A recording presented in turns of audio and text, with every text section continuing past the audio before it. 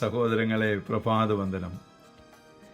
ഇന്നത്തെ സുവിശേഷത്തിൽ ഈശോ തന്നെ സമീപിച്ച് സ്വർഗരാജ്യത്തിൽ പ്രവേശിക്കാൻ എന്ത് ചെയ്യണമെന്ന് ചോദിച്ചവനോട് പറയുകയാണ്, നിനക്കുള്ളതെല്ലാം വിറ്റ് നീ പാവങ്ങൾക്ക് കൊടുക്കണം. അവന് ഈശോയെ അനുഗമിക്കാൻ കഴിഞ്ഞില്ല. നിയമങ്ങളൊക്കെ അവൻ അറിയാമായിരുന്നു. ഇതുപോലെ നമുക്കും നിയമങ്ങളൊക്കെ അറിയാം. പക്ഷേ ഈ വിറ്റിട്ട്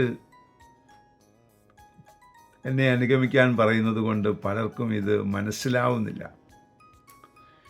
എന്താണ് വിൽക്കേണ്ടതെന്ന് ആദ്യമേ നീ ചിന്തിക്കണം. നിനക്കുള്ളത് വേണം വിൽക്കാൻ. നിനക്ക് കിട്ടിയത് മുഴുവൻ ദാനമാണെങ്കിൽ അത് വിൽക്കണ്ട. എല്ലാം ദാനമായിരിക്കെ നിനക്കുള്ളത്, ദൈവം നൽകാത്തത് എന്താണോ അതാണ് നീ വിൽക്കേണ്ടത്. ദൈവം നൽകാത്ത ഒന്നേ ഉള്ളൂ, അത് നിന്റെ പാപങ്ങളാണ്. പാപങ്ങൾ ഏറ്റെടുക്കാൻ വന്നത് ഈശോ മാത്രമാണ്. ഈശോ പാപങ്ങൾ ഏറ്റെടുത്ത് കഴിയുമ്പോൾ തിരിച്ചു നൽകുന്നതാണ് പരിശുദ്ധാത്മഫലം.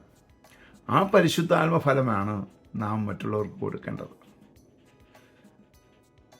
അങ്ങനെ നമുക്ക് ദൈവരാജ്യം വളർത്താൻ പറ്റും. സ്നേഹമുള്ള സഹോദരങ്ങളെ, പാപം ഇന്ന് പലരും വാടകയ്ക്ക് കൊടുക്കുക. വിറ്റ് കഴിഞ്ഞാൽ പിന്നെ നമുക്കതിനകത്ത് അവകാശമില്ല കേട്ടോ. ഏതെങ്കിലും സ്ഥലം വിറ്റിട്ട് വീണ്ടും അത് നമുക്ക് കയറി അവകാശപ്പെടുത്താൻ പറ്റുമോ? ഇന്ന് നമ്മൾ വിറ്റ പാപം ഏതാ ഉള്ളേ? നമ്മുടെ കയ്യിൽ പിന്നെ ഇല്ലാത്തത്. നമ്മൾ പാപം വിറ്റ് കഴിഞ്ഞാൽ നമുക്ക് കിട്ടുന്ന പരിശുദ്ധാത്മഫലം കൊണ്ട് നമുക്ക് എല്ലാവരെയും സ്നേഹിക്കാൻ പറ്റും. ചിലപ്പോൾ ആ സമയത്ത് നമുക്കുള്ളത് കൊണ്ട് കൊടുക്കാനും പറ്റും.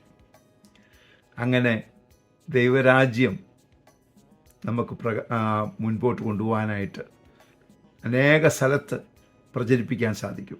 ഈശോയാണ് ഏകരക്ഷകനെന്നും അവനിലൂടെയാണ് സമാധാനം ലഭിക്കുകയുള്ളൂ എന്നുമുള്ള സത്യം നീ പ്രചരിപ്പിച്ച് നടന്നാൽ നിത്യജീവൻ നിനക്ക് അവകാശമാക്കാൻ സാധിക്കും. അതിനുള്ള കൃപാവരം നമുക്ക് ഏവർക്കും ലഭിക്കട്ടെ. പ്രാർത്ഥിക്കാം. പരിശുദ്ധ അമ്മയെ സഹായിക്കണേ. വിശുദ്ധ ഔഷധ പിതാവേ, ഞങ്ങൾക്ക് വേണ്ടി പ്രാർത്ഥിക്കണേ. പരിശുദ്ധാത്മാവേ, എഴുന്നള്ളി വരണേ. പരിശുദ്ധ പരമ ദിവ്യകാരണത്തിന് എന്നേരവും ആരാധനയും സ്തുതിയും പുകഴ്ചയും ഉണ്ടായിരിക്കട്ടെ. ആമേൻ.